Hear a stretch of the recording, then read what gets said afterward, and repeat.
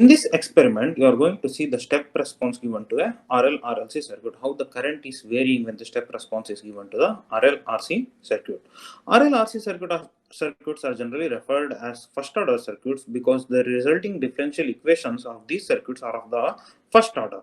Okay, so as you can see here, first I will be taking an RL circuits. In the RL circuits, we have a resistance and an inductance connected across a source in series. Okay, there is a switch at t is equal to 0, switch is closed. Before, when the switch is open, the current to the inductor is 0. Yeah, there is no current flowing through the inductor. When the switch is closed, the current starts to flow through the inductor. As you know, inductor, there won't be a sudden change in the current across the inductor, so current will be slowly increasing in the inductor when the step response is given. So you need to know the time constant, and from this circuit, after giving the step response, you will observe the time constant and calculate the theoretical value of the time constant, and in the end, you are going to verify the theoretical value is same as the observed value. So the time required for the current flowing in the RL circuit to reach its maximum steady state value is known as, it will be, is the time constant. In order to reach the steady state value, it should be around minimum 5 times of the time constant. Time constant in a RL circuit is generally inductance divided by the resistance. Okay, by applying KVL, the equation for this circuit can be written as V is equal to I into R plus LdI by dt. Okay, where di by dt is the rate of change of current with respect to the time. Okay, I have written the graph here which shows the current changing with respect to the time. As you can see here, after certain time interval, the current reaches the steady state value. We can call the steady state value if from this equation you can see that in a steady state, the overall current will be equal to V by R. The current will be dissipated in the resistor, so the current in the steady state will be equal to V by R. So this transient current will depend on the time response of the circuit. So as you can see here, the current of the circuit is equal to V by R into 1 minus e to the power of minus t by tau. Okay, so when t is equal to tau, this equation can be written as I of t is equal to V by R divided by 1 minus e to the power of minus 1. That is when time constant. Okay, so that is 0.632 times the total response of the total current, steady state current of the circuit. V by R is the steady state current of the circuit, and this is the time constant. This is the current at which time constant is 1, basically.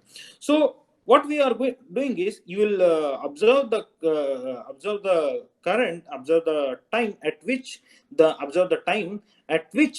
current is 0.632 times the steady state value when a step response is given to the RL circuit. So basically, in this step response, we are giving a square wave. We are giving a square wave pulse.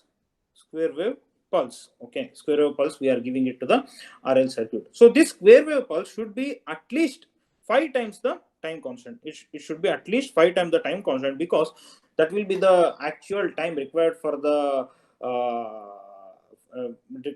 current to reach its steady state value, which will be below at least 1% of the overall current. So say after performing the experiment, in the first experiment we will be connecting a certain value of the resistance and observing the time constant, and in the second experiment you will be connecting another value of the resistor and observing the time constant. Thereafter you will be repeating the same experiment for the RC circuits. So in the experiment conducted video, you can observe how the experiment is conducted for the different value of resistors in RL and RC circuit. Experiment on step response evaluation for an RL circuit. Here we have made the circuit already. This is a function generator with the help of which we are applying a step input. Here we have a circuit where we have this resistor which is connected in series with this inductor, and the inductor value can be varied by using this dial or this knob. This connection has been made in series, and we are using an oscilloscope to measure the response of the circuit. The quantity to be measured is the current flowing through the circuit, but here we are using a voltage probe of this oscilloscope, and we are measuring the voltage drop across the resistor, which is proportional to the current flowing through the resistor.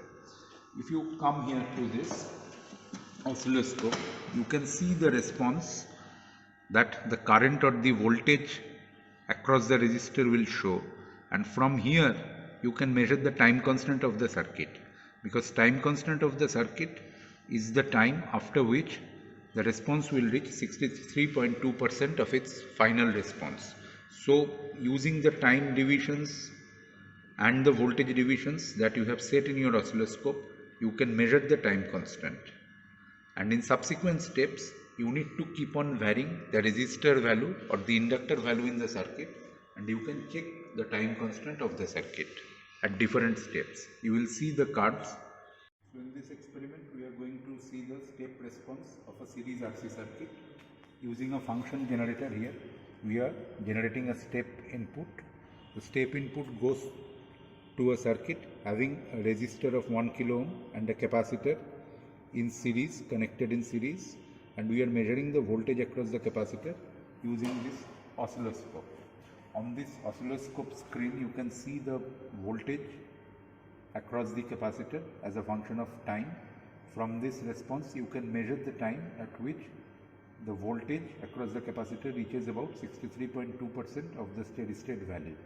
You can measure the time from this oscilloscope response, and that will give you an idea about the time response of the system. You can also vary the different circuit parameters like R and C and check how this response changes with change in circuit parameters.